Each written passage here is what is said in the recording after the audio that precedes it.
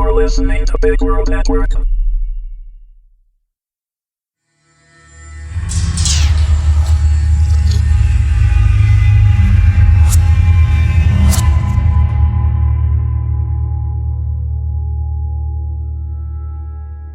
Subprimeval, Season 2, Episode 11, Watery Grave.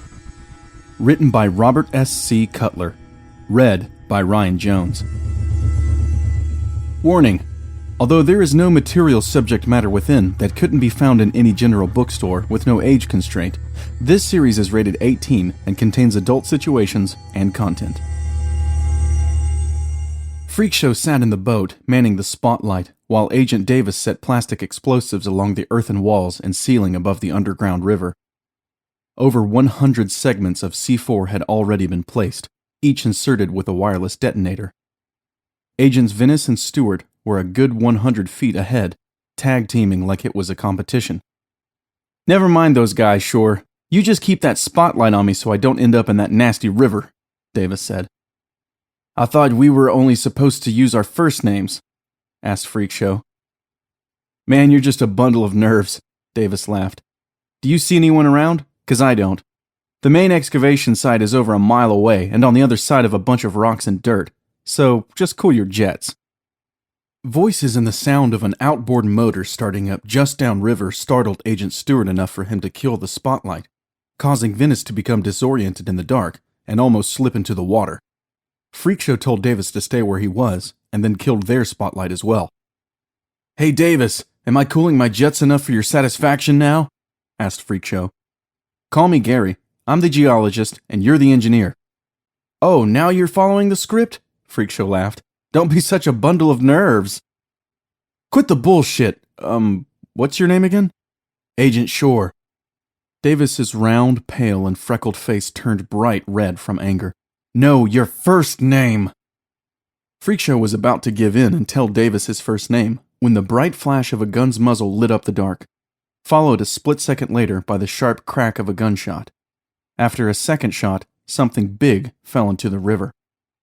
"Meet us at our current position," a voice crackled over Freakshow's radio. "We have a problem." "Get in the boat," Freakshow urged Davis. As soon as Davis sat down in the boat, Freakshow opened up the small outboard motor and sped downriver. When they reached Venice and Stewart's position, they spotted a man in a boat similar to both of theirs, bloody and slumped over, and another man floating face down in the water. "What happened?" Davis asked Venice. Venice pointed at Stewart. "This trigger-happy dipshit popped these guys before I could even say hello." Stewart shrugged. "They looked like they were going to be trouble, so I didn't want to take any chances." "Well, now they're not going to be any trouble now," Davis laughed. Freakshow aimed his spotlight downriver and along the bank. "There's another entrance up ahead, and I'm not so sure these guys were the only ones down here." "Did Kraft tell you guys there's another entrance?" asked Venice. "'Cause he sure didn't say anything to me." "Someone needs to keep an eye out while we finish setting the C4, Freakshow said. "How are we going to do that?" asked Venice. "The job takes 2 people." "Moor the boat upriver and hide the bodies inside," Stewart suggested.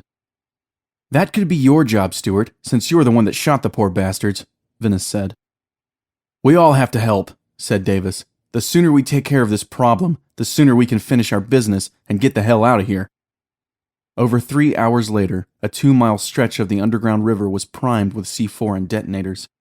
Just above ground, the busy streets of downtown Wichita were settling down for the night, unaware an ill wind was headed their way.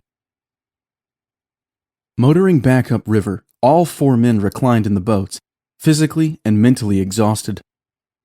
"Here's a dumb question," said Davis. "Does anyone here know why we did what we just did, and why we're going to do what we're about to do?" Stewart sat up and grinned. "That's an easy one. To blow shit up." "I've heard a couple of things, but I'm not sure which one to believe," Venice said. "I just know I don't like it," Freakshow sighed. "I don't see the gain in blowing up an entire city." "We're blowing up Kansas City?" asked Stewart. "This isn't Kansas City, shit for brains," Davis mocked. "It's, shit. Where are we again?" Freakshow threw his hands up in frustration. "Really? Your orders clearly stated you were to report to Wichita, Kansas, and you guys don't know where you are?" Venice raised his hand. I knew. What does it matter? Asked Davis. It isn't like anyone gives a crap about this podunk town anyway. Well, I do, Freakshow said. Why, is this your hometown or something? Stewart snorted. Yes. You're kidding me, said Venice. You're going to willingly blow up your hometown? What's wrong with you? Like any of us had a choice, Davis said. Every other day it seems like I'm being threatened with a bullet in the head if I don't follow orders. And if I hear about this Riley character one more time and how he's going to come in and clean house if we keep screwing up, I'll shoot myself for God's sake. Has anyone ever met Riley? Asked Venice. 'Cause I haven't. Stewart shook his head. Not me. I have, but just once, Freakshow said. He and Wallace recruited me. Gives me the creeps just thinking about him. He's one evil son of a bitch, and I wouldn't put it past him to kill us all if he was having a bad day. I think they sent us down here on a suicide mission to blow off the roof of this river and set all of those freaking creatures loose on the world, Venice said. Suicide mission? Asked Davis. Not this guy. I plan on being far away when we blow this shithole up. Oh yeah? What's the range on the remote charges? Asked Venice. Davis thought for a second. A mile at best? Well, if it's a mile at best, like you say, how are we supposed to blow up 2 miles of explosives unless we're right smack in the middle of them? Davis looked off into the distance. Holy shit, this is a suicide mission. I'm with you, Davis, Freakshow said. I'm done with the agency and all the bullshit they shovel my way. If they want to blow up Wichita and turn loose all of those nasty creatures, then they can do it their own damn selves. Won't the explosion kill all the creatures too? Asked Stewart. Venice shook his head. We're not blowing them up, we're freeing them. This river flows underground from the Arctic Circle to the Gulf of Mexico, and is home to thousands of colonies. We figured there could be nearly 1 million or so of those subterraneous creatures. If there's so many of them, why haven't we been overrun already? Asked Davis. Have you ever studied rats and how they socially interact? Asked Venice. Davis laughed. Before or after I almost flunked out of high school.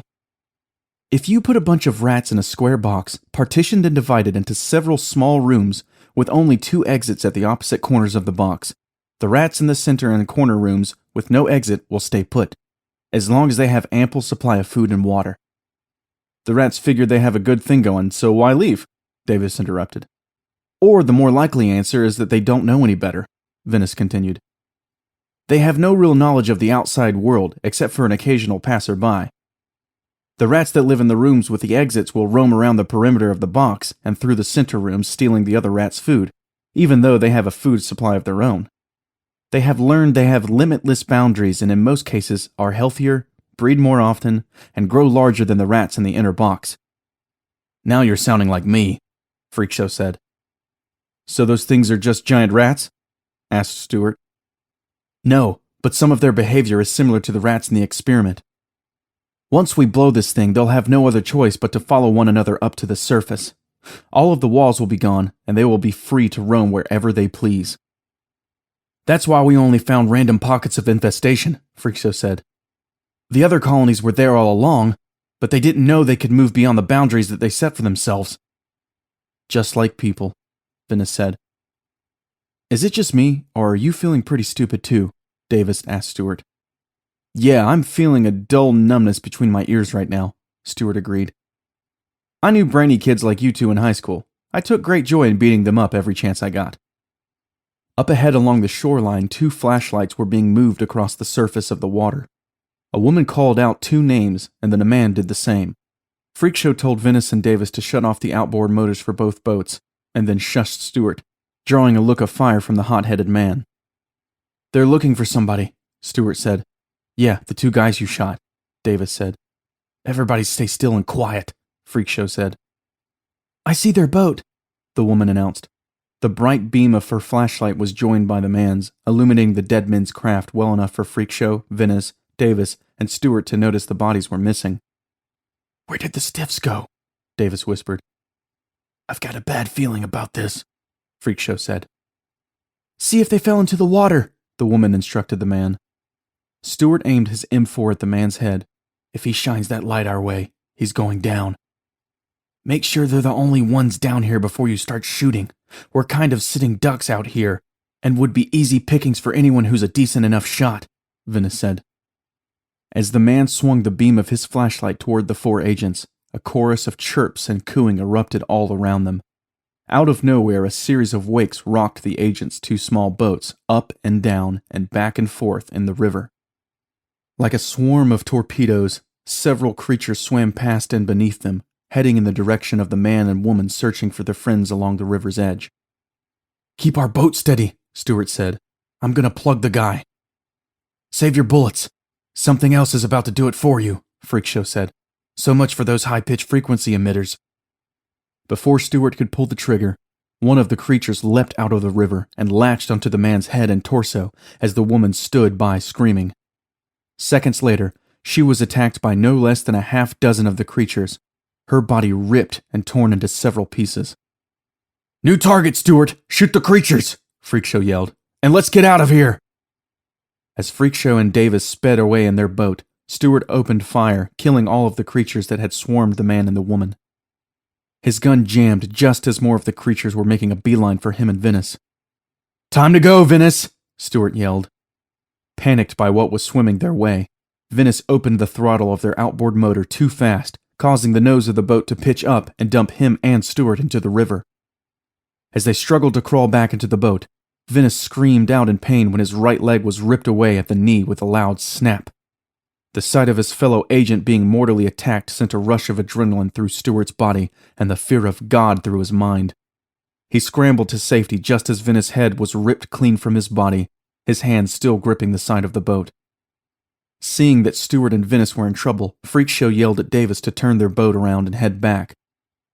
"Hold on tight," Davis said, "and keep that light on him."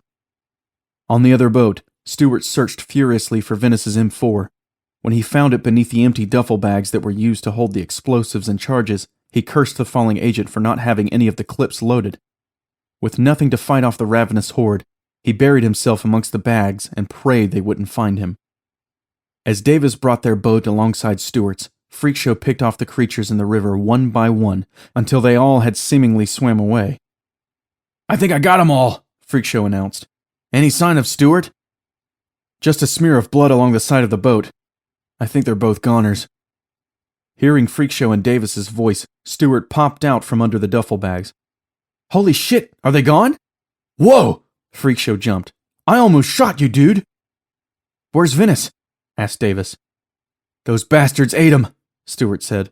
"My gun jammed and he left me with nothing but empty clips." Freakshow threw Stewart his M4. "Okay, new plan. We're going to exit up through this way." He pointed past where the man and woman had been standing. "I don't know what the agency's game is, but I'm not prepared to destroy my own home and everyone in it." "And I don't plan to die today," Davis added. "You in?" Freakshow asked Stewart. "Let's go," Stewart said, as he climbed into the boat with Freakshow and Davis. As the small craft reached the shoreline, all 3 men jumped out and took up defensive positions. Freakshow pulled out a Ruger and checked the clip, and Davis removed 3 flares from his backpack, throwing one each to Freakshow and Stewart. "The batteries in my flashlight are starting to die. I don't want to be caught in total darkness down here," Davis said. "Good call," Stewart agreed. "I'll be able to see what I'm shooting at while you guys make your escape." Davis threw his arms up in the air. "What are you talking about?" "Yeah, there's no need to do that," Freakshow said. "We get to save ourselves and the city." Stewart shook his head. "Not today you don't. I've already set the timer and the remote, and you have just about 5 minutes to hightail it out of here." Davis started towards Stewart. "You stupid son of a bitch!" Stewart raised the M4 carbine and aimed it at Davis's chest. "There's no need for this, friend. What's done is done. The timer doesn't have a kill button, and besides, I'd shoot you both before you even got near." "You bastard!" Freakshow yelled. "Stupid fool," Davis muttered before he took off running for a flight of stairs at the base of the rock-faced cliff. Knowing he had failed his sister and every other person he knew in Wichita, Freakshow's eyes began to well up. He looked down on Stewart with disdain and took off running after Davis. As they climbed their way up 5 stories of wooden stairs, the dank and stagnant odor of the underground river gave way to the fresh air of a warm spring evening. The sky was clear and calm, but most of the stars were blocked from view by the bright lights of the city. As Freakshow searched the night sky for the Big Dipper, the first explosion rumbled beneath his feet. In quick succession, like a long row of dominoes falling, the explosions all 4 men had so painstakingly placed detonated. At first, the tall buildings of the Wichita skyline just shuddered, as if a small earthquake or strong wind had passed through. Then, like the dead brown leaves of autumn, one by one they began their slow death spiral to the streets below.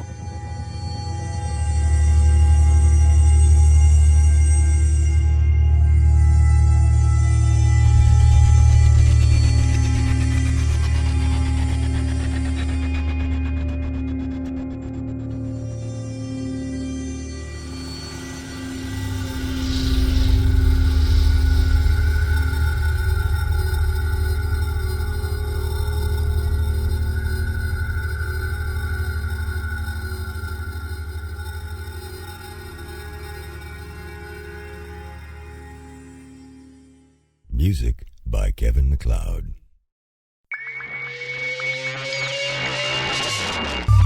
You're listening to Big World Network.